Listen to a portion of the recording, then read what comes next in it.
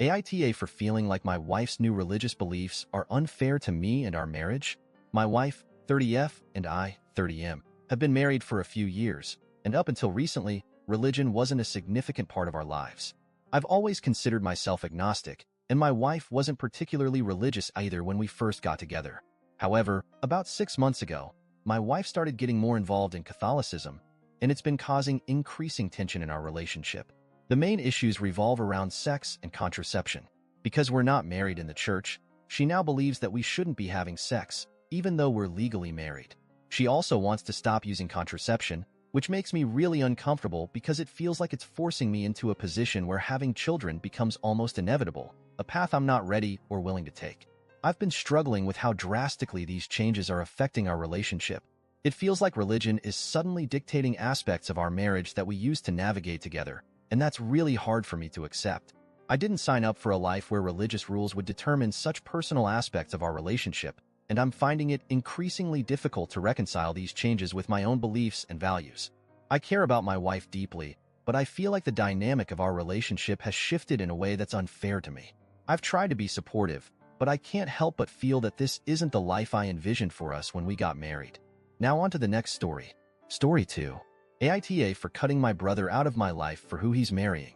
Hey, so I'll try to be as detailed as possible and short, but I did fail high school English, so I'm Sean, 27M, and my brother is Devin, 28M. He is marrying Erin, 28F, and she is my high school bully. I say bully, but really tormentor is more accurate. My brother knows this. He went to school with me. He saw it all. I came out as gay my freshman year. I didn't announce it or anything, but I told my friend, and he told someone who told others. When Erin found out, her and her group of friends chose to fuck with me. The things included, innocently enough, pointing and laughing, walking up and saying gay jokes, asking boys to ask me out then laugh at me. To less innocent, like in my sophomore year, they left a razor blade in my locker with a note saying try again after I tried to off myself. Just shitty things until she left my junior year, so I had my senior year to myself, lol. Well, now he brought her over to 4th of July last month and introduced her as his fiancée. Didn't even know they were dating, neither did my parents. They know what she did, and they were surprised at first but decided she must have changed and told me to give her a chance. I was pissed off and distant the rest of the day. Didn't talk to him and just hung out with my cousins. The next day he called me and asked why I didn't talk to him at all yesterday, and I told him he's marrying a raging cunt who wanted me to slit my wrists in the bathroom. Why would I talk to him? And he blew up on me, telling me I have no right to say that about his fiancée, and she isn't the same person. I should judge anyone based off their actions as a kid, blah blah blah. I hung up on him and am not planning on talking to him again until he apologizes. He had my parents call me to tell me they think I really should give her a chance. She's a changed person and has told them sorry for what she did to me in the past. LOL? I didn't get that apology. Who the fuck cares if she says sorry to them? I sure as fuck don't. I told them until she's begging me to give her a chance for forgiveness, they can fuck off with my brother. Well, now as of an hour ago, Erin messaged me a very heartfelt and sweet message which I will copy and paste here. Hey Sean, this is Erin. I'm sorry about my actions in high school, but honestly it was a decade ago. I don't know why you care anymore. The things you do as kids don't accurately reflect on who you are as a person, and I doubt you're the same person as you were back then. The fact that you're judging me and not even letting me be happy with your brother when we announce a very serious and joyful thing is honestly very disappointing. I figured you would have grown up and not acted like a child about this. Well, smiley face.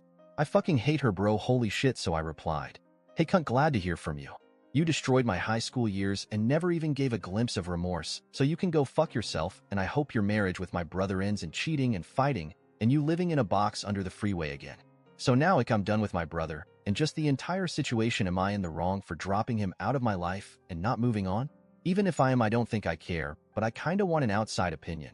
Now on to the next story. Story 3. AITA for not letting my ex-husband's new girlfriend have a piece of his mother's jewelry. I, 40F, and my ex, we'll call him Joe, 41M, were high school sweethearts, started dating when we were 17, married at 19, and divorced 20 years later, so going on 2 years now. We have an amazing daughter, Sarah, who is 8, and has adjusted really well to the separation. Joe and I get along great. The divorce was amicable and we're still good friends. Not like we hang out alone or anything, but we don't argue or fuss at each other, help each other out, and just overall have each other's backs, because at the end of the day, our number one priority will always be Sarah and doing what is best for her. We've both moved on and are in serious long-term relationships with other people. His girlfriend Lily, 46F, is great and really good for him.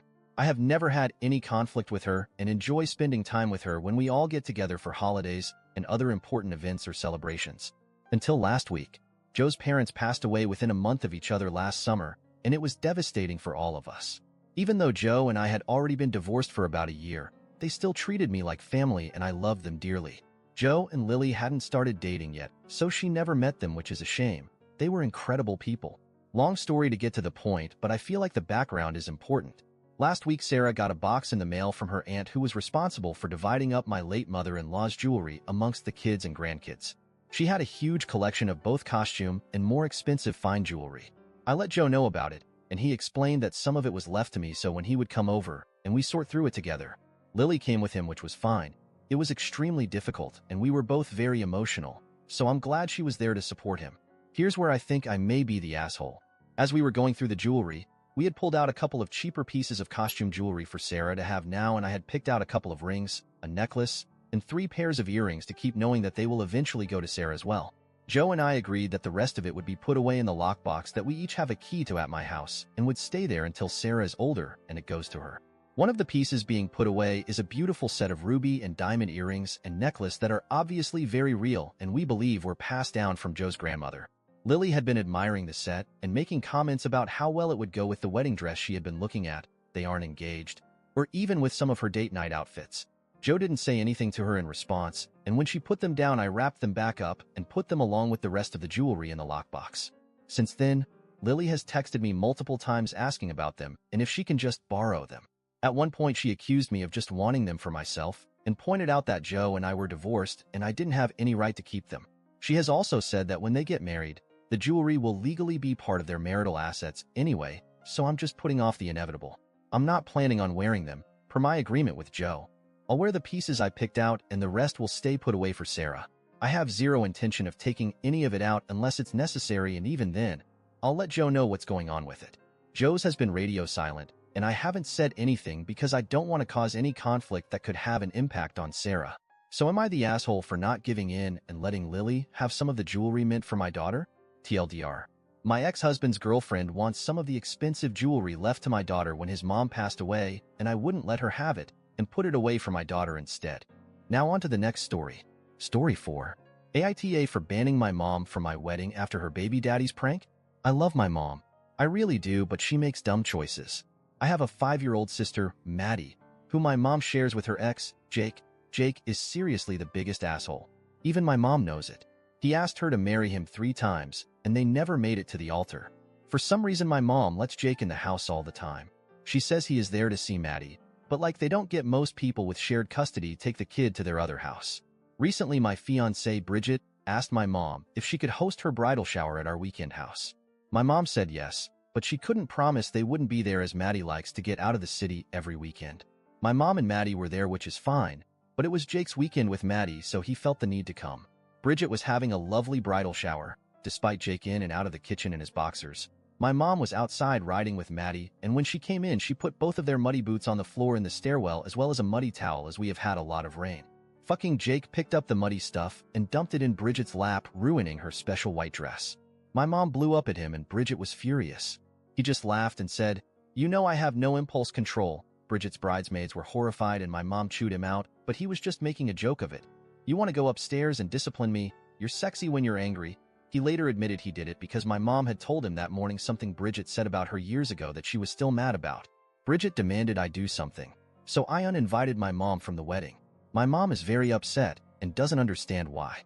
I told her I was sorry, but she caused this by letting Jake in our lives, letting him in the house and gossiping with him. So I have to stand firm and protect Bridget.